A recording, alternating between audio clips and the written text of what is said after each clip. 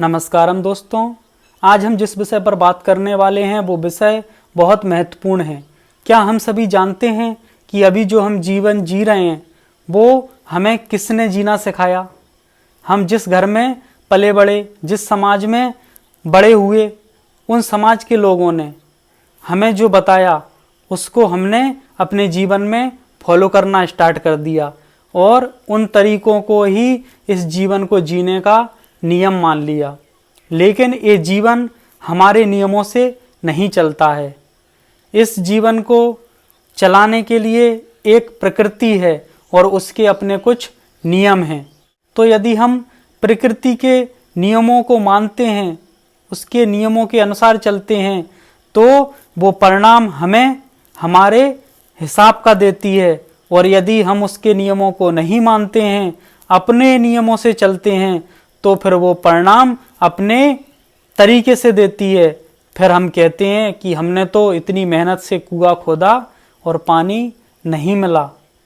तो परिणाम यदि हमारे हिसाब के नहीं आते हैं तो कहीं ना कहीं हम प्रकृति के नियम को सही तरीके से फॉलो नहीं कर रहे हैं, इसलिए परिणाम गलत आते हैं। जैसे कोई मोबाइल कंपनी मोबाइल बनाती है तो उसके कुछ नियम होते हैं। जब हम उस मोबाइल को लेते हैं तो वो हमें समझाती है कि इसे 2 घंटे तक चार्ज करना है, नंबर डायल करने के बाद में ब्लू बटन दबाने से कॉल लग जाएगा, रेड बटन से कॉल कट जाएगा, पानी में डालोगे तो ख़राब हो जाएगा, फिर कोई गारंटी मान्य नहीं होगी। ये उसके कुछ अपने नियम हैं। अब उन नियमों के हिसाब से हम मोबाइल को चलाएंगे तो वो अच्छे तरीके से चलेगा, हमें हमारे हिसाब के परिणाम देगा। और यदि हमने अपने तरीके अप्लाई उस पर शुरू कर दिए तो क्या होगा? तो वो परिणाम हमें हमारे हिसाब के नहीं दे पाएगा। वैसे ही इस प्रकृति के प्रेम, करुणा, शांति, सत्य, अहिंसा ये नियम हैं। और जब हम इन नियमों को मानते हैं, इन्हें फॉलो करते हैं, तो फिर हमारे जीवन में चमत्कार होना स्टार्ट हो जाता है। और कोई व्यक्ति कितना भी पुरुषार्थ कर ले और इन नियमों को फॉलो नहीं करता है तो फिर उसका सारा पुरुषार्थ व्यर्थ हो जाता है, क्योंकि फिर वो परिणाम अपने हिसाब से देने लगती है। यदि किसी व्यक्ति ने कुआं खोदा, पुरुषार्थ किया और पानी उसे नहीं मिलता है, तो इसका मतलब है कि उस व्यक्ति ने कभी किसी प्यासे को पानी नहीं पिलाया है, उसने कभी सूखते हुए पेड़ में पानी नहीं डाला है, उसने कभी पशु पक्षियों को पानी नहीं रखा है, तो फिर उसे भी पानी नहीं मिलता है। और जो प्रकृति के कानून के हिसाब से चला है उसको वो रेगिस्तान में भी पानी देती है, और जो प्रकृति के हिसाब से नहीं चला है वो नदी के किनारे पर रहते हुए भी प्यासा मर जाता है। तो हमें प्रकृति ने जो हुनर दिया है, जो सुविधाएं दी हैं, जो साधन दिए हैं, इनसे हमें हमेशा दूसरों को कैसे लाभ मिले, दूसरों का कैसे भला हो, वो इस मानव जगत के कैसे काम में आए, इसके लिए हमेशा काम करना चाहिए। तो प्रकृति हमें पुरस्कारों की बौछार करती है, बरसात करती है।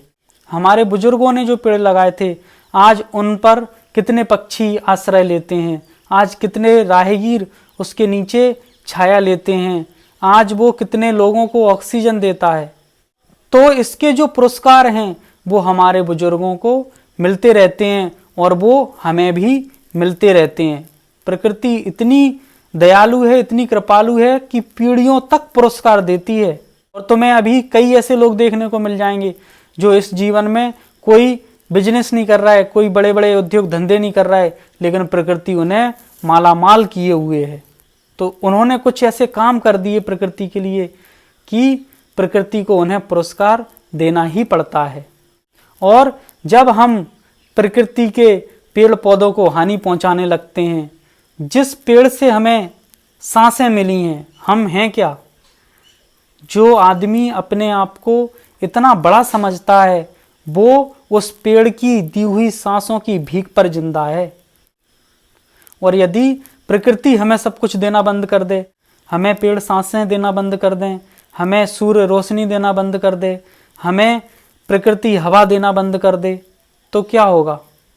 प्रकृति हमें सब कुछ देती चली जा रही है, जबकि हम उसके विपरीत काम करते चले जा रहे हैं।